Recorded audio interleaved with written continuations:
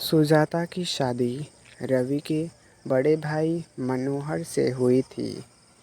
मनोहर शहर में नौकरी करते थे और घर की सारी जिम्मेदारी सुजाता के कंधों पर थी। रवि तब कॉलेज का आखिरी साल पढ़ रहा था और गांव में ही रहता था। जब सुजाता पहली बार घर आई तो रवि ने बस इतना कहा था, भाभी अब तो घर में रोशनी आ गई। वो हंसी थी, पर रवि के दिल में वही मुस्कान हमेशा के लिए बस गई। सुजाता बहुत सादगी भरी और समझदार थी। वो रवि की हर ज़रूरत का ख्याल रखती थी और रवि हर काम में उसकी मदद करता।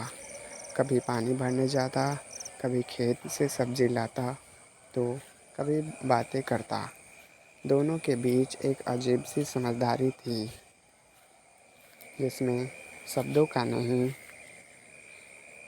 एहसास की ज़रूरत थी। एक दिन अचानक तेज़ बारिश आ गई। सुजाता छत पर सूखे कपड़े उतार रही थी, तभी फिसल गई। रवि ने तुरंत दौड़कर उसे संभाल लिया। दोनों एक दूसरे के बहुत ही करीब थे। उनकी नज़रें मिली।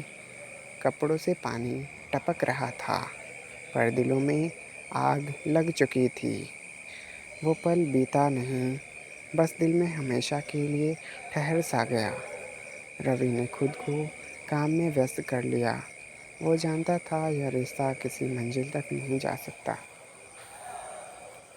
पर जब वो सुजाता को देखता, दिल में वही सवाल उठता,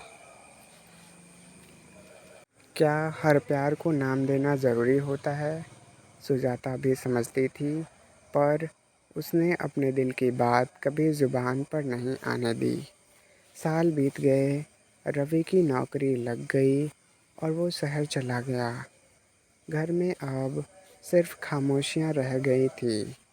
एक दिन मनोहर का एक्सीडेंट हुआ और उनका देहांत हो गया। रवि जब वापस आया तो सुजाता विधवा के रूप में थी। सफ़ेद साड़ी, थकी हुई आंखें और वही पुरानी मुस्कान।